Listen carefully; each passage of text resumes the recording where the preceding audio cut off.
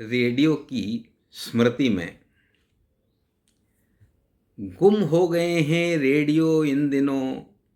बेगम अख्तर और तलत महमूद की आवाज़ की तरह कबाड़ में पड़े रेडियो का इतिहास जानकर फैल जाती है छोटे बच्चे की आंखें।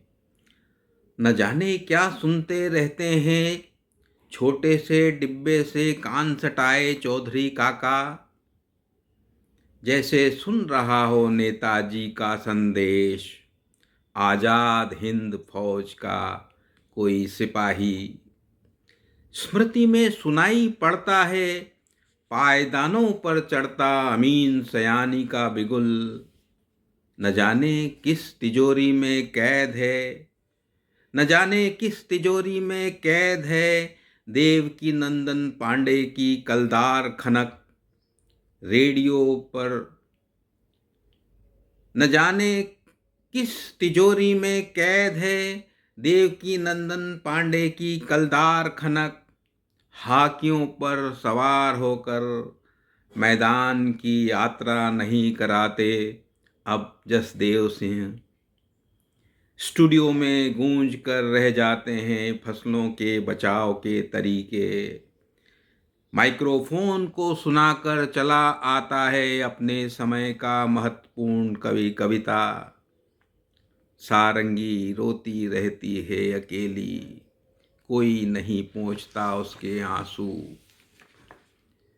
याद आता है रेडियो, याद आता है रेडियो सुनसान देवालय की तरह। मुख्य मंदिर में प्रवेश पाना जब संभव नहीं होता आसानी से। और तब आता है याद, और तब आता है याद जब मारा गया हो बड़ा आदमी।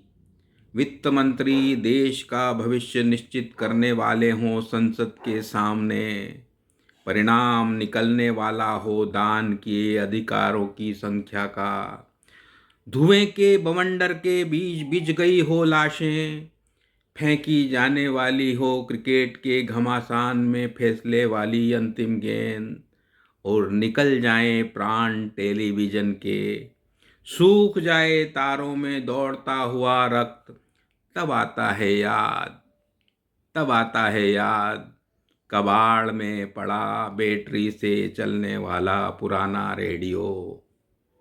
याद आती है जैसे वर्षों पुरानी स्मृति, जब युवा पिता इमरती से भरा दोना लिए दफ्तर से घर लौटते थे। रेडियो की स्मृति में।